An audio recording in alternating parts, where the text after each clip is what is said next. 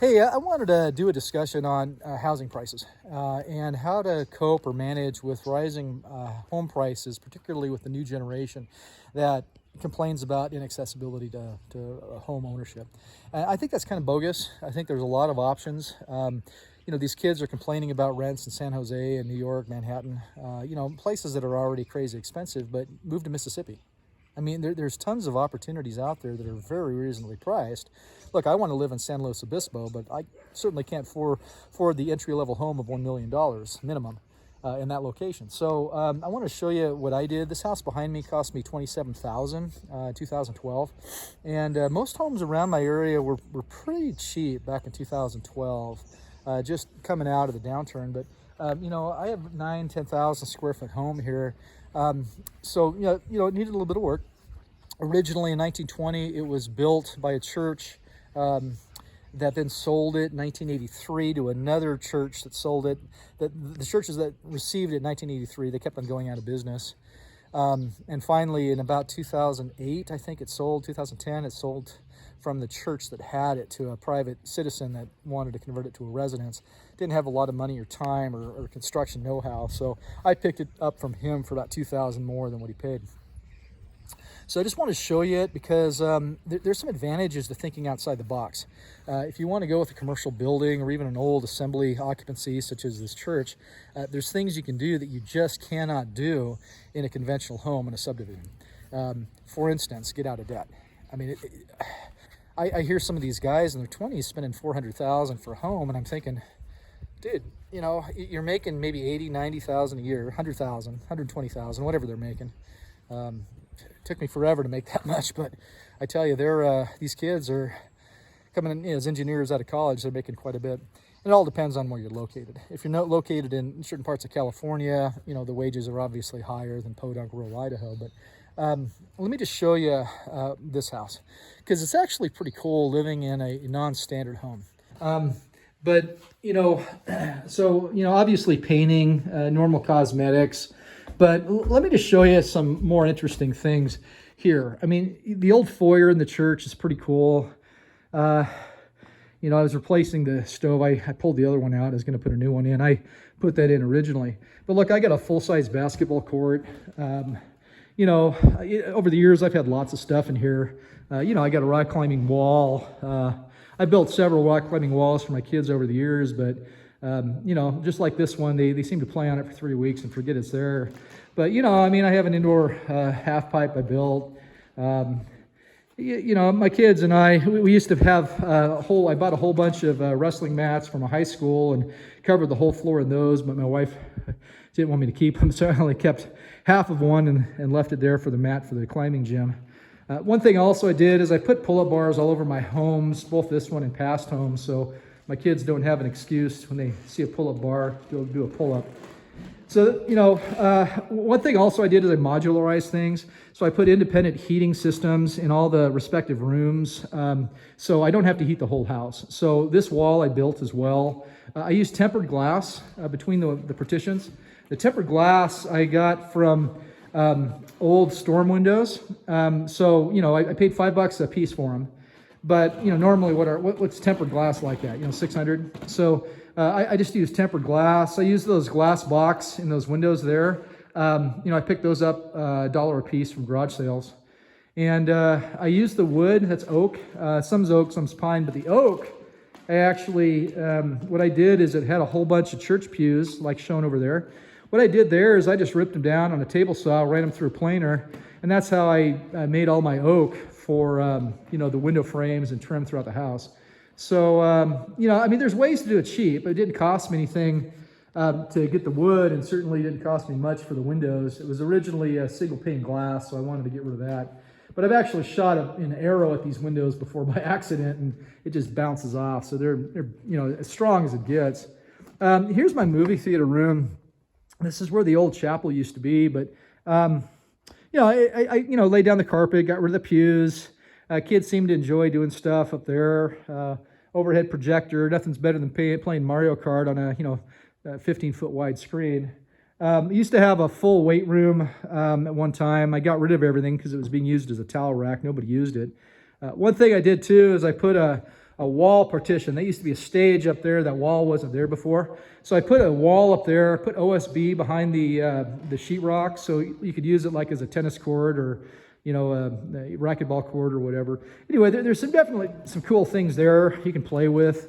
All the doors are new. I picked up these oak doors for $10 a piece. They were, you know, basically a company was going out of business, so I just went and bought all their oak doors, but, you know, I can't complain about it. Really nice. I bought a sound system from a garage sale and then mounted a whole bunch of speakers up there in the ceiling.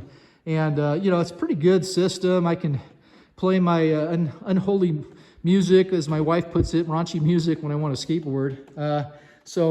Yeah, anyway, kind of cool. So, you know, we turned that into a kind of my preschool room.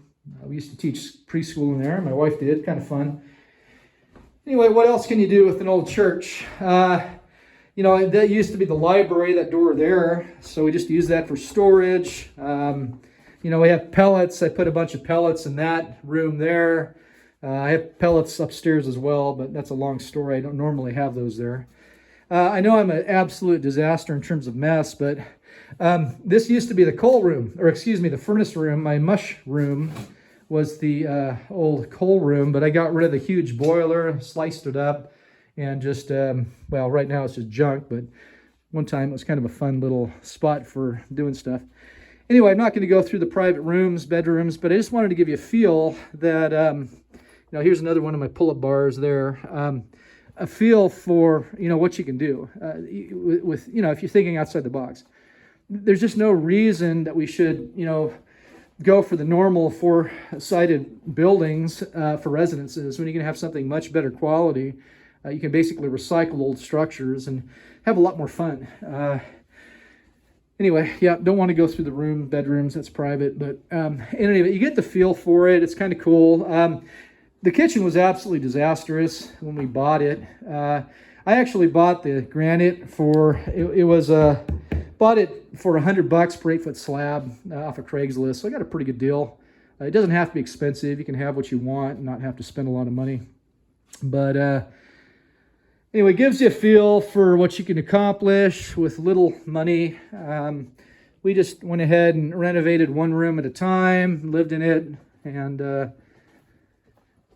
anyway, that's kind of cool. We had an old steam system, went ahead and recessed the wall for a shoe rack. One thing I did do is it was very poorly insulated, so I actually framed all the exterior walls on the inside and then, you know, insulated things very thoroughly, so that way you don't have any issues there. But it's just a quick tour of something different. You know, I have I have 3 bathrooms in the structure.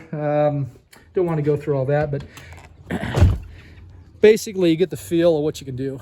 And there's lots of opportunities. I see opportunities all the time for people that are just, if you're willing to think outside the box a little bit. You know, there's this particular location is 2 blocks from a bus stop that my job actually provides a bus, so I just walk right over and get on the bus. So it's fairly strategic in its location. You know, the rat race is over on the other side of my company where I work. Man, they have a monstrous commute, but everybody wants to live in the big city. You know, for some that's great, man. For me, I don't know if that'd work out too good. So just wanted to show you a little bit more. So our backyard here, you know, this is about, it's not a huge lot. It's about 5/8 of an acre, so it's not very big, but put a whole bunch of grow beds and a greenhouse in the backyard. I like the grow beds. They're kind of fun. We don't really grow much in them anymore because we have the greenhouses and, you know, I don't need it. But what I did is I lined the spruce 2x4 built grow beds with plastic to prevent rot, and then the other greenhouse or other raised beds are fiberglass, and I bought that fiberglass at a Department of Energy auction. I paid nothing for it. Imagine each grow bed probably, I mean, there's an 8x16 grow bed, probably spent $20 on it, maybe, if that. Anyway, there's always deals to be had. This house came with an automatic sprinkler system as well. So anyway, I just wanted to share that with you, that I think, you know, I don't know of anybody, you know, working class like us, you and me probably, that, you know, has, you know, 10,000 square feet in their own indoor, you know, gym and stuff like that. But I think it's something many of us can have. I mean, when I lived in Vermont, I made deals out there. You know, we always had a big house. I think there's just ways to do it if you just don't get stuck into go through the realtor broker type mode. If you just think a little outside the box, there's definitely ways to have what you want in life. Anyway, just thought I'd show that to you. I'll show you my son's house too, I hope. He's 28. He'll be out of debt by the time, when he's 30 with his house. And he has a wife and 2 kids that, his wife doesn't work. So, I mean, people say you can't do it. Well, that's kind of bogus. You can do it. You just have to kind of work hard at it. But anyway, just wanted to show that to you. You have a good one. Thanks.